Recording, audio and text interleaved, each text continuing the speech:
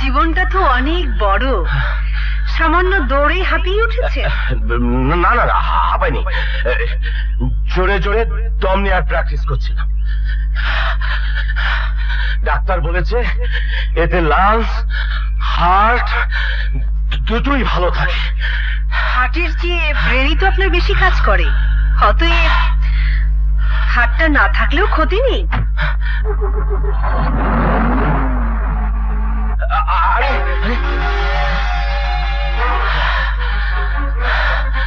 এলে একসাথে, গেলে একা। আচ্ছা, আমিও দেখে নেব। সখিনা, বাচ্চু, মেহেরবানু, গোলাপ আলী, কিসমিস খান, এই যে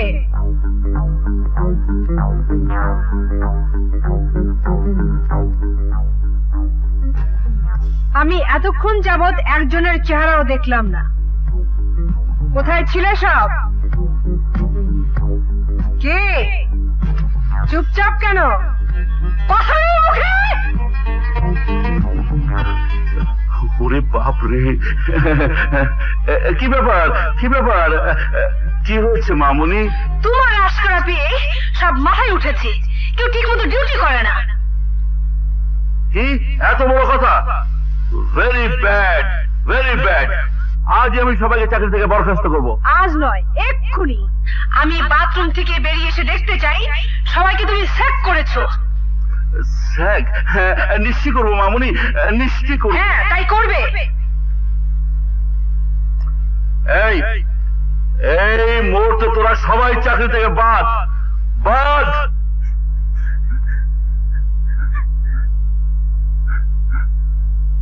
হ্যাঁ, এই দেখো আবার সবার চোখে পানি।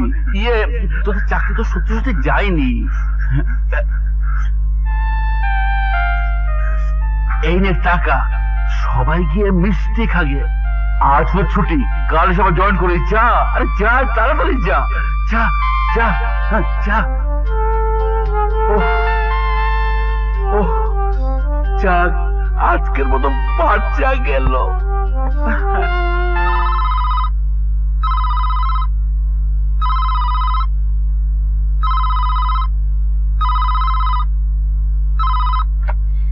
হ্যালো, কবিতা বলছি।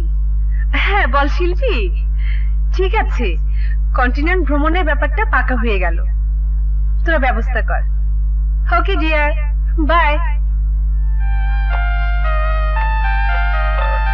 হ্যালো রাজীব।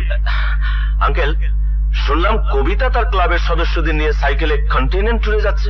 আমিও তাই শুনেছি।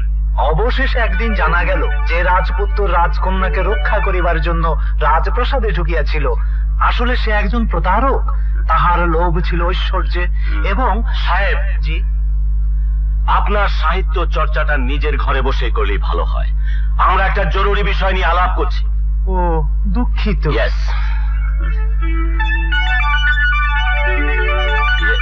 আঙ্কেল, বলছিলাম কি, মেয়েদের এইভাবে যাওয়াটা। দেখো রাজীব, কারো স্বাধীনতায় আমি হস্তক্ষেপ করি না। হ্যালো, এই দুর্ভাগ্যের সংবাদটা পুলিশকে জানাবেন না আঙ্কেল, তাহলে চারিদিকে কলঙ্ক রটে যাবে। কি বলছো তুমি? আমার একমাত্র মেয়েকে গুন্ডারা ধরে নিয়ে গেছে, আর কলঙ্কের ভয়ে চুপ করে থাকবো? আর বেশিক্ষণ চুপ করে থাকতে হবে না আঙ্কেল। এ শহরের সব গুন্ডা পার্টি লিডারদের সঙ্গে আমি যোগাযোগ করেছি, ওরা কন্ট্রাক্টে কাজটি করতে চায়। মাত্র 10 লক্ষ টাকা দিলেই আজ রাতের মধ্যে আমরা কবিতাকে অক্ষত অবস্থায় পেয়ে যাব। হরিদাস যখন কন্যাশুকে মুহ্যমান, তখনই নাপিতের মতো 16 ঘটি বুদ্ধি দিতে উদ্ধত হইল নারায়ণ। নারায়ণ জানিত ইহাতে অর্থ লাভ হইবে। আপনার সাহিত্য করার সময় এটা নয়। দুঃখিত। তাহলে রাজি হয়ে যাই আঙ্কেল? আমি কিছুই বুঝতে পারছি না। তোমার যা খুশি করো। Money is no problem. Yes, money is the problem. তাই যদি হয় বলো, কত টাকা পেলে আমাকে মুক্তি দেবে? শুধু টাকা দিলেই মুক্তি পাওয়া যায় না। শুনেছি তোমার বাবার রাজীবের কাছে তোমাকে বিয়ে দেবে। রাজীব আমাদের জানি দুশ্মন। রাজীবকে তোমার অস্বীকার করতে হবে। ইম্পসিবল। রাজীবের সাথে আমার বিয়ে হবে এ কিছুতেই হতে পারে না। কি করে বুঝবো? সে একটা লোফার, থার্ড ক্লাস মানুষ। বাবার সম্পদকে দখল করার জন্যই আমার পিছে লেগেছে। বাবা তাকে কিছুটা স্নেহ চোখে দেখেন, তাতে সন্দেহ নেই, বাট আই হেট হিম। তাকে যে তুমি ঘৃণা করো তা প্রমাণ করার জন্য তুমি এক্ষুনি আমাকে বিয়ে করবে? এই!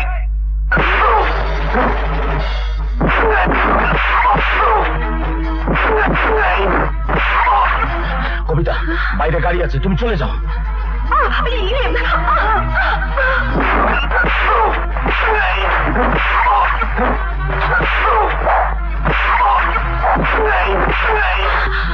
কবিতা, তুমি শীঘ্রই চলে যাও। মানে আমি একা?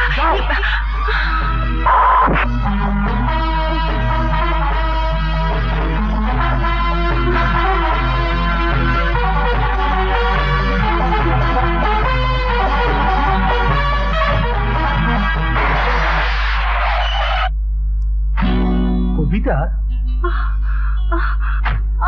কি ব্যাপার কবিতা? কি এ যে দেখছি অজ্ঞান হয়ে গেছে। এবার বোধ হয় কবিতা তোমাকে হিরো ভাববে। না দোস্ত, তাকে চেনা বড়ই মুশকিল। আরে, ভিলেনকে কুপাকাত করে নায়িকাকে উদ্ধার করলে, এরপরেও? আরে ভাই, এটা তো আর সিনেমার কাহিনী নয় যে এরপরে হিরো এবং নায়িকার মধ্যে ভাব হয়ে যাবে। তবে হ্যাঁ, চেষ্টা আমি ছাড়বো না। রাজ্য এবং রাজকন্যা দুটোই আমার চাই। সবটা অ্যাবজর্ব করতে কিছুদিন সময় লাগবে। আমার মুখোরা মেয়েটা এমন নিস্তেজ হয়ে যাবে, এই সাইলেন্সটা আমি সহ্য করতে পারছি না। ডাক্তার, এক কাজ করুন, ওকে কিছুদিনের জন্য চেঞ্জে পাঠিয়ে দিন। ভেবেছো আমি কি সেই চেষ্টা করিনি? আরে, ও তো কোথাও যেতেই চাইছে না। সালাম আলাইকুম আঙ্কেল। ওয়ালাইকুম সালাম। শুনলাম কবিতার শরীর ভালো না, তাই দেখতে এলাম। আমরা আবার একটু বাইরে যাচ্ছি তো। কোথায় যাচ্ছ মামুনিরা? জি, মানে বান্দরের দিকে। ও। আমাদের ক্লাবের তরফ থেকে একটা মোটিভেশন প্রোগ্রাম আছে, তাই। তাহলে কবিতা মামনিকে তোমাদের সঙ্গে করে নিয়ে যাও না। ও গেলে তো খুব ভালোই হয়। কে যাবে আঙ্কেল? কবিতা তার বান্ধবীদের সাথে গ্রামে যাচ্ছে। For a change. What? Kobita যাবে ওই ন্যাস্টি পচা অজপাড়া গায়ে? হ্যাঁ। No no no no no no, impossible. চেঞ্জে যেতে হলে ইফ নেসেসারি আমি ওকে নিয়ে সুইজারল্যান্ড চলে যাব। I think it will be good programme. Najma আপা, তোমরা কবে যাচ্ছ? এই 2-1 দিনের মধ্যে। আমিও তোমাদের সাথে যাব। আস্তে আস্তে আস্তে। এই ধর, এই যে ধর, এই পাশে করে ধরো। এই মালপত্র সব ঠিক মতো নিয়েছো তো? হ্যাঁ আপা, সব নিয়েছি। বাংলো থেকে লোক আসার কথা ছিল, কই কাউকে তো দেখছি না। তাই তো, এখন কি হবে? এত মালপত্র নিয়ে আমরা যাবো কি করে? মুশকিল হলো দেখি। শহর থেকে পিকনিক করতে এসছেন বুঝি? না, ট্রেনিং মিশনে এসেছি। ও কথা সবাই বলে, পত্রিকায় ছবি টবি ছাপা হয়ে গেলে ট্রেনিং মিশন শেষ। চুপ করো। ধমক দেবেন না মেম সাহেব। ঘাটের কুলি হতে পারি, কিন্তু কোনো শালাকে পরোয়া করি না। একমাত্র বোতলকে সালাম করি। কুলি ভাই। কুলি ভাই? আর একটু বিপদে বললে বলবেন মার পেটের খালাতো ভাই। তা কোথায় যাবেন সবাই? বান্দুরা ডাক বাংলোতে।